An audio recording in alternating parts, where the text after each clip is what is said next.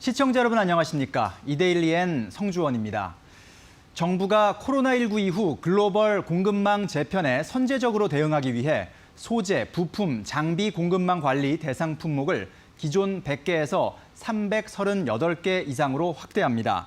또한 차세대 전략기술 확보를 위해 2022년까지 기술 개발에 5조 원 이상을 투입합니다. 정부는 오늘 이 같은 내용을 담은 소재 부품 장비 2.0 전략을 발표했습니다.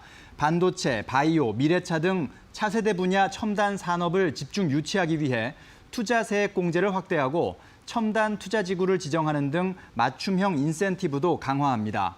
성윤모 산업통상자원부 장관은 지난 1년간 부품 자립화 경제로 갈 수 있다는 가능성과 잠재력을 확인했다면서 이번 대책을 통해 소부장 강국, 첨단 산업의 세계 공장으로 우뚝 서는 출발점이 되도록 하겠다고 말했습니다. 기아자동차가 4세대 소렌토 가솔린 터보 하이브리드의 계약을 재개한다고 밝혔습니다. 기아차는 올해 2월 환경 친화적 자동차 요건을 충족하지 못해 세제 혜택을 받지 못한 4세대 소렌토 하이브리드의 계약을 중단했지만 경쟁 하이브리드 SUV 모델에 비해 연비 등 상품성이 좋고 소비자 반응도 좋아 계약을 재개하기로 결정했습니다. 기아차는 높은 연료 효율성과 뛰어난 실내 정숙성이 장점이라고 설명했습니다.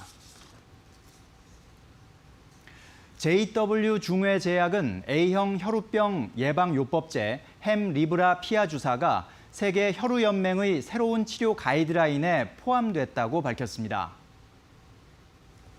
햄리브라는 출혈성 질환인 A형 혈우병의 일상적 예방요법제로 이중 특이항체 기술이 적용된 신약입니다.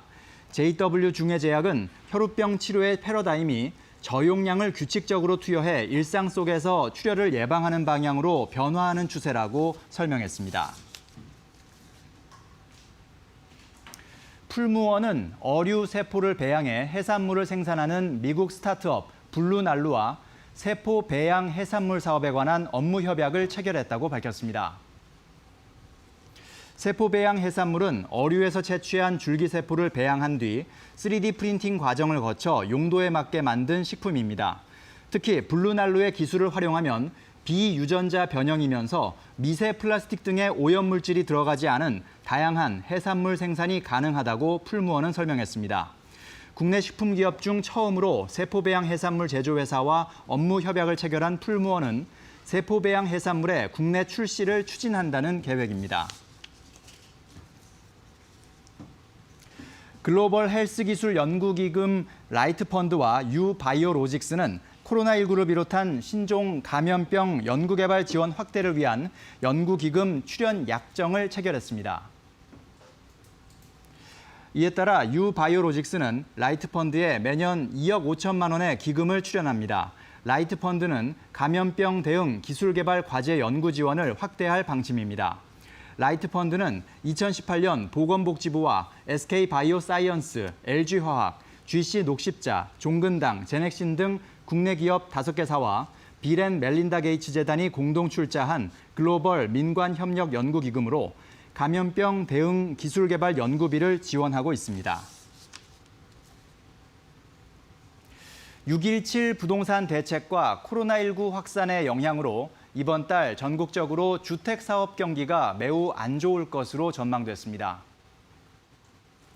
주택산업연구원은 7월 전국 주택사업 경기 실사지수 HBSI 전망치가 68.7로 지난달보다 17.8포인트 하락했다고 밝혔습니다. 이 지수는 건설사 입장에서 주택사업 경기를 종합적으로 판단하는 지표로 기준선인 100을 넘으면 경기가 좋아질 것이라고 응답한 건설사가 그렇지 않다는 응답보다 많다는 뜻이고 100을 밑돌면 그 반대를 의미합니다. 코로나19에 따른 경제 어려움이 장기화할 것으로 전망되는 가운데 정부의 부동산 규제 정책 기조가 강화하면서 주택사업자의 사업 추진 부담이 커지고 있다고 주산연은 설명했습니다.